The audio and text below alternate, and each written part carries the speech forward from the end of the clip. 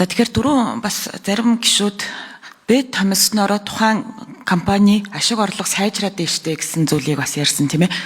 Тэгэхээр тухайн компани ашиг орлого яагаад сайжирсан гэдэг дээр одоо бид нараас үнэлт өгөөд тэр нөгөө нийтийн өмчийн тухай хууль байдаг гэсэн чинь одоо энэ төрийн өмчийн компаниудын засаглалтай холбоотой асуудлууд дээр бас оруулах хэрэгтэй гэж харж байгаа. Тэгээ саяны мөнхөд туйлчийн хэлснээр нөгөө талд нь хичнээн бас иргэдийн эрх ашиг хохирсон бэ гэдэг тоо бас гармаар байгаа юм тийм ээ. Одоо жишээлх юм бол нөгөө цалин үйлс одоо гинти ялагдсны өвдгийн тэтгэмжийн дээр аваагүй ч гэдэг юм уу те одоо нөгөө талд нь гарч байгаа хохирлыг бид нар бас яг цохох хэмжээнд дүгнэх ёстой.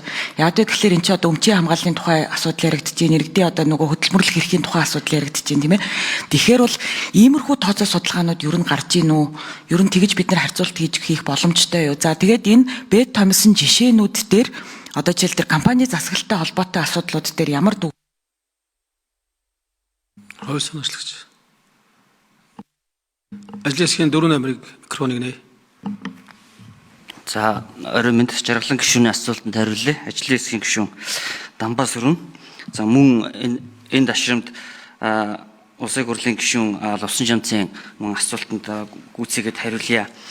За өнгөрсөн хугацаанд нийт бэд томилсон 7 компаниас дулааны 3 дугаар цахилгаан станц компани болоод 5 толгой төмөр зам компаниудын мэдээллийг бол авах боломжгүй буюу гаргаж өгөхгүй байгаа.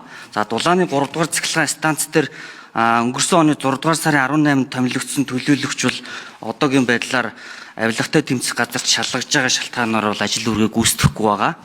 За энэ компани дээр бол одоогийн байдлаар ашигтай зүйл харагдахгүй байгаа. За тухайлбал 5 хоногийн өмнө эрчим хүчний сайдаар ахлуулсан ажлын хэсэг тухайн компани дээр ажиллахад урт хугацааны үр төлбөр нь 37.5 тэрбум төгрөг.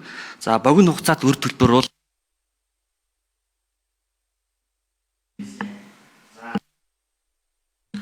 За хариултыг гүйцээ 4 номерын микрофоныг нээ.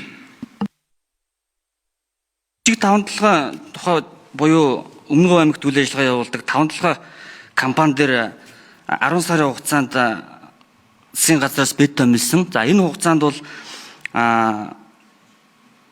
Монгол улсын нийтдээ одоо экспортлж байгаа нүүрсний хэмжээ бол 2022 онд 27.5-аас 30 сая.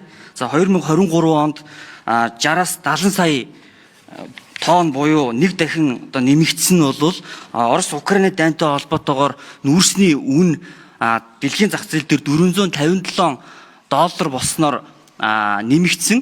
Өөрөөр хэлбэл бүрийн эрх төлөөлөгчийн үйл ажиллагаатай хамааралгүйгээр дэлхийн зах зээлд нэмэгдсэн мөн худалдан авагчийн одоо худалдан авах нүүрсний хэмжээ нэмэгдснээр л ашигтай ажиллагаатай харагдаж байгаа. За төгсгөлд нь 5 толгой төмөр зам дээр бол бид нар мэдээлэл авахар оролцсон боловч энэ дээр бол тодорхой мэдээлэл бол өгөөгүй.